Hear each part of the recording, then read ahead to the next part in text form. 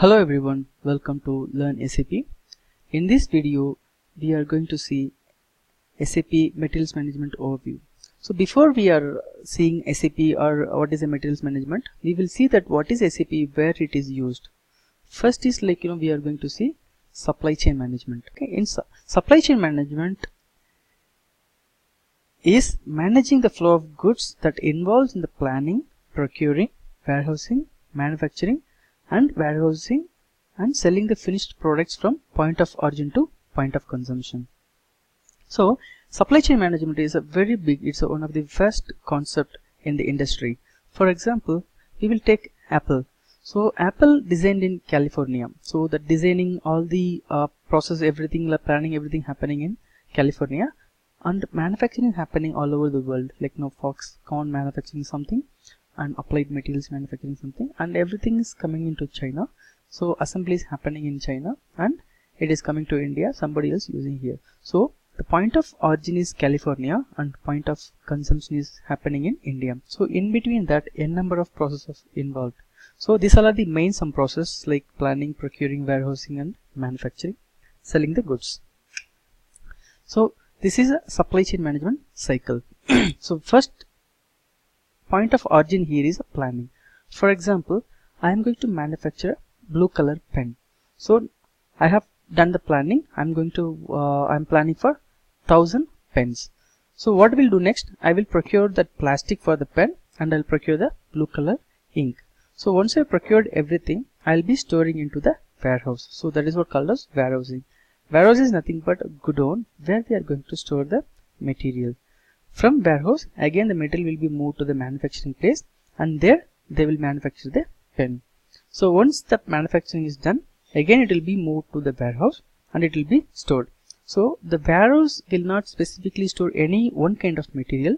It is used to store all kind of materials. From the warehouse, again the material, the pen, finished product will be moved to the distribution centers. From the distribution centers, it will be moved to the retailer. From the retailer, it will go to the customer, and from customer, it will go to the consumer. Here, what is the difference between the customer and consumer? So, customer is who is buying a product, and the consumer is who is using the product. For example, there is one father, he is going to the shop and he is buying a diaper for his baby. So the father is a customer and the consumer is a baby. And next example, I am going to the shop, I am buying the chocolates and I am eating right away. So I am the customer and I am the consumer. So customer may be the consumer and the consumer may not be the customer. So this is the difference between customer and consumer. So initially I have done the planning for 1000 pens for 1 month, but all the pens which I have manufactured sold within 20 days. So based on the demand which is created by the consumer, again I will change the planning. So this time I will be doing the planning for 1200 quantity per month. So supply chain management cycle is always starts where it ends. Okay, so as we discussed, this supply chain management is a very big one. For example, if we are using any kind of books or records, make a note of everything, whatever happening in the process, it is possible to manage everything. If we are dealing with 1000 materials, we cannot maintain everything in a note. So that is not going to help us. So that's the reason we are using ERP. So ERP is nothing but a software, just a tool. It is used in the supply chain management. So using the ERP, we can eliminate the errors and increase the efficiency of the business. There are a number of ERPs available in the market. For example, SAP, Oracle, Microsoft Dynamics, Bond, Mainframe. So why we are always saying that SAP is always number one? Because SAP is every time they are investing more and they are inventing more. For example, they have introduced HANA, they have introduced S4 HANA, and whatever the new products coming into the market, they are acquiring and they are adding the value to their customers. For example, Cybers, Success Factors for HR, Ariba for procurement. So that's the reason SAP is always number one in the market. So this is some example of market share of SAP in ERP market. SAP is like always number one, and they are like leading the business more than 15 to 20 years.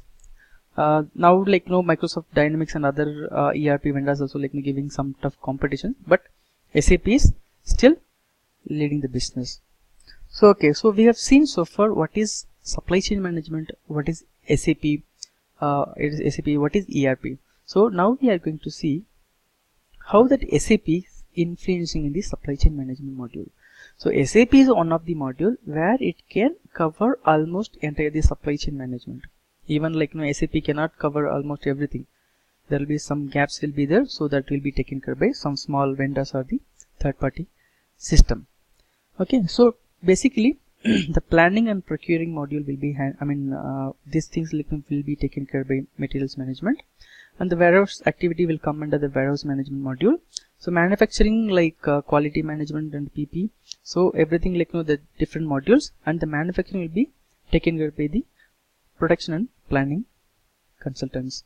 Again, the sales and distribution will be taken care by the SD modules. And these all are the main modules. Whenever that credit and debit happens, whenever the accounting is getting debited or credited, that time that FI financial will come into the picture. And here every module, every process is connected with logistics. If there is no logistics, we cannot do that supply chain management. So logistics playing an important role in the supply chain management to connect different processes. For example, we are procuring the material. Once we procured, we will move into the warehouse. From the warehouse, again the material will be moved to the manufacturing area. So logistics is playing a key role in the supply chain management. And the logistics is nothing but transporting anything from one place to another place. It can be people, it can be material, or it can be anything. Okay, whatever we are moving from one place to another place is called as logistics. And here every process is connected through logistics. Okay, now we will come to the part of materials management. So what is materials management? Materials management is an approach for planning, organizing and controlling during procuring, warehousing and manufacturing in the organization. So it is nothing but how much we are going to buy, where we are going to store, and how much we are going to give particular plant, and how much we are going to give another plant. So this kind of management activity which we are doing it on the material is called as materials management. How we are going to manage the materials in simple terms. So what are the main objective of the materials management? The first one is to procure the right material. For example, I am manufacturing a blue color pen, so I have to procure blue color ink. So I have to procure a right material. Procure at right time. I'm going to start my manufacturing in next month, so I have to procure the material within that time to procure at the right place. For example, I'm having a plant in Bangalore and Chennai, and I'm going to start the manufacturing in Bangalore, so I have to procure the material for the Bangalore plant. So to procure at the right place from the right vendor. So it is always very important choosing the vendor. So who is giving the best quality, based on that we are going to select the vendor. And the last one is at the right cost. For example, we are buying a material. The same material is available in the Amazon. It's a low cost and it is available in the local vendor. So where we are going to buy? Of course, we will be going and buying at the right cost from the Amazon. These are the some main objective of the materials management. Now we will come to the part materials management cycle.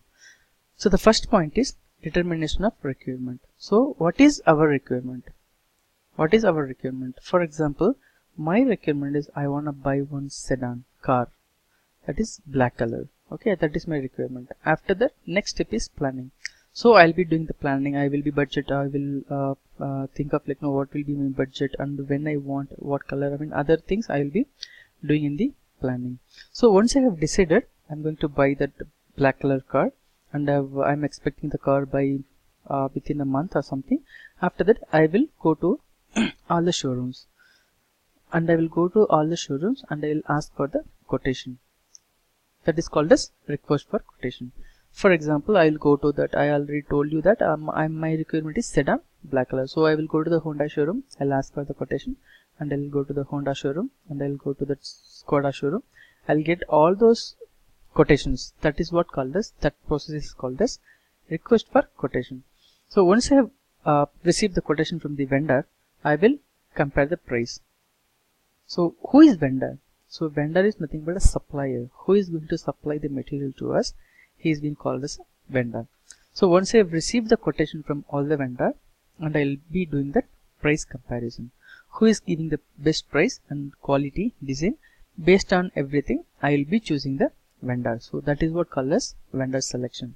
So once I have decided the vendor, I will be placing the purchase order. In the purchase order, I will be maintaining, maintain that informations: what car, sedan, what is the color, what is the expected delivery date, and all the other informations will be mentioned in the purchase order. Once the purchase order is created, and after that I'll be placing with the vendor. So I was expecting that car within a month, so but I didn't receive the car. So what I will do, I will be calling to the vendors, and I'll check with them. So for example, if they are saying like, the black color is not available but blue is currently available, and they are saying like, if I can wait for another 15 days, I can get the black color. So that is what called as PO follow. So I will be waiting for another 15 days. After that, again I'll check with the vendor. Okay, then they will be informed that car is ready. So I will go to the showroom, I will receive the car. So that is called as goods receipt. For example, it's nothing like in your home, your mom is giving a list of groceries that you have to buy. So that list contains a quantity, what is the material, what is the grocery, and what is the quantity. That slip is called as a purchase order. So you're taking the purchase order and you're giving to the shopkeeper. He is packing all the vegetables and groceries, and he is giving to you. When you're receiving your material, that is called as goods receipt. Okay, so I have received the car, so I'll go and I'll check the quality and design, everything is fine. So after that, they will be giving me the invoice. So invoice is nothing but a bill. Once I have received the bill, once I have received the invoice, I will check the price. So that is what called as a invoice verification. So once the invoice is done, properly maintained, and everything is fine, I will do the payment. So this is a complete cycle of the cycle in SAP. So in between that RFQ and vendor selection, purchase order, placing, goods receipt, invoice verification, there are n number of process and the customizations are involved. Thank you. Thank you so much for watching. Please subscribe to our channel for latest videos.